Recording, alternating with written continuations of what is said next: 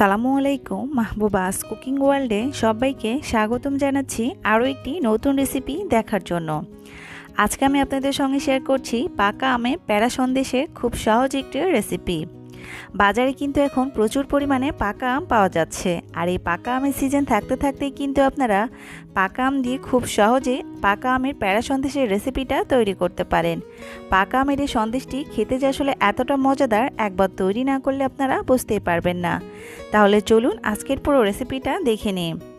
এর জন্য প্রথমে এখানে আমি 1 কাপের মতো পাকা আমের পিউরি নিয়ে নিয়েছি। আমগুলোকে খুব ভালোভাবে কেটে ব্লেন্ডারে খুব ভালোভাবে ব্লেন্ড করে নিয়েছি, আর তাহলে কিন্তু এরকম পিউরি তৈরি হয়ে যাবে। এবার এটাকে আমি একপাশে সাইড করে সরিয়ে রাখছি। তারপর চুলে একটি পাত্র বসিয়ে দিয়েছি, সেখানে আমি দিয়ে দিয়েছি 1/2 কাপ পরিমাণ তরল দুধ।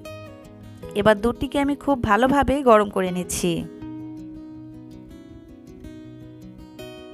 দেখুন, দুধটিকে আমি কয়েক মিনিট খুব ভালোভাবে নেড়েচেড়ে গরম করে নিয়েছি। তারপর এখানে আমি অ্যাড করে দিচ্ছি 1/2 কাপের মতো চিনি। চিনিটা আপনারা আপনাদের স্বাদ মতো বাড়িয়ে কমিয়ে ব্যবহার করতে পারেন। এবার খুব ভালোভাবে নেড়েচেড়ে দুধের সঙ্গে চিনিগুলোকে মিশিয়ে নিচ্ছি। এ পর্যায়ে দুধগুলোকে খুব বেশি ঘন করার প্রয়োজন নেই। চিনিটা গলে আসা পর্যন্ত খুব ভালোভাবে নেড়েচেড়ে মিশিয়ে নিলে হবে। আর এই মিশ্রণটির মধ্যে খুব ভালোভাবে একটি বলক চলে আসা পর্যন্ত এগুলোকে খুব ভালোভাবে নেড়েচেড়ে মিশিয়ে নিতে হবে। তারপর এখানে আমি অ্যাড করে দিচ্ছি 1/4 চা চামচের মতো এলাচের গুঁড়ো। এটা সম্পূর্ণটাই অপশনাল, হাতের কাছে থাকলে দিয়ে নেবেন, না থাকলে না দিলেও চলবে। এবার আবারও সবকিছু খুব ভালোভাবে নেড়েচেড়ে মিশিয়ে নিচ্ছি, মিশ্রণটির মধ্যে খুব ভালোভাবে একটি বলক চলে আসা পর্যন্ত। দেখুন, দেখে নিশ্চয়ই বুঝতে পেরেছেন এর মধ্যে কিন্তু খুব ভালোভাবে একটি বলক চলে এসেছে, আর মিশ্রণটি কিন্তু একদম পারফেক্টলি তৈরি হয়ে গেছে। এ পর্যন্ত মিশ্রণটিকে ঘন করার কোনো প্রয়োজন নেই, খুব ভালোভাবে সব কিছু মিশে গেলেই তৈরি হয়ে গেছে। তারপর এখানে আমি অ্যাড করে দিচ্ছি 1 কাপের মতো গুঁড়ো দুধ। এবার এই গুঁড়ো দুধটিকে খুব ভালোভাবে নেড়েচেড়ে মিশিয়ে নিতে হবে। আর এই কাজটি আমি কিভাবে করছি আপনারা নিশ্চয়ই দেখেই বুঝতে পারছেন। অনবরত নেড়েচেড়ে মিশ্রণটি কিন্তু তৈরি করে নিতে হবে। এই পর্যায়ে অবশ্যই খেয়াল রাখতে হবে মিশ্রণটি যাতে কোনোভাবে পাত্রের তলায় লেগে না যায় আর এগুলোও পুড়ে না যায়। তাই চেষ্টা করবেন চুলার জাল একেবারে মিডিয়াম লোতে রেখে অনবরত নেড়েচেড়ে মিশ্রণটিকে তৈরি করে নেওয়ার। আমি এই কাজটি কিভাবে করছি আপনারা দেখে নিশ্চয়ই বুঝতে পারছেন। ঠিক যখন এরকম পর্যায়ে আসবে তখনই এখানে আমি অ্যাড করে দিচ্ছি আগে থেকে তৈরি করে রাখা আমের পিউরি থেকে 4 টেবিল চামচের মতো আমের পিউরি এখানে আমি দিয়ে দিচ্ছি। এবারে আমের পিউরিটাকেও খুব ভালোভাবে মিশিয়ে নিতে হবে। আর এই পর্যায়ে কিন্তু অবশ্যই চুলার জাল মিডিয়াম লোতে রেখে সম্পূর্ণ রান্নাটি শেষ করতে হবে। খুব ভালোভাবে অনবরত নেড়েচেড়ে এগুলোকে অনেকটাই আঠালো তৈরি করে নিতে হবে।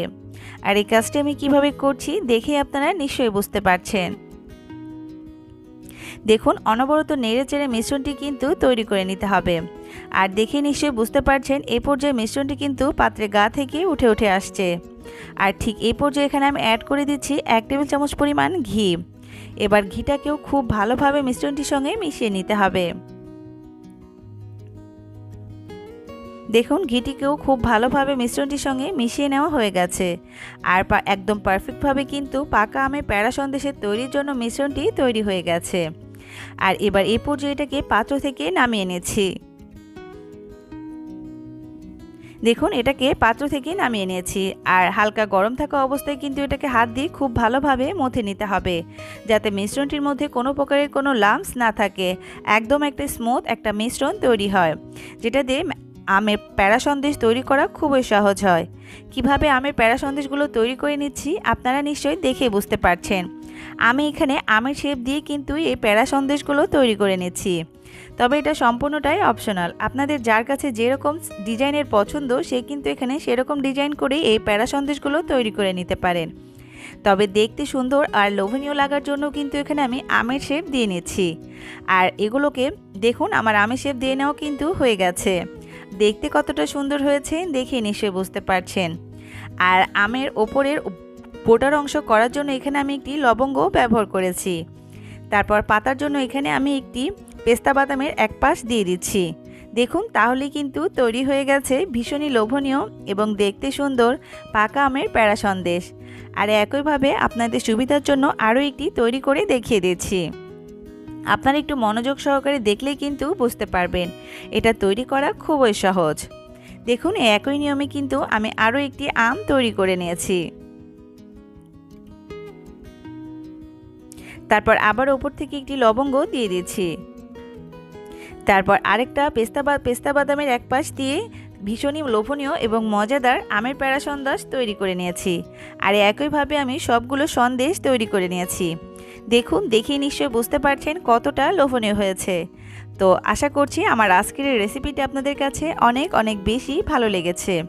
আর যদি ভালো লেগে থাকে তাহলে আমের সিজন থাকতে থাকতেই কিন্তু আপনারা এই খুব সহজ পাকা আমের প্যারা সন্দেশের রেসিপিটা তৈরি করে রাখতে পারেন।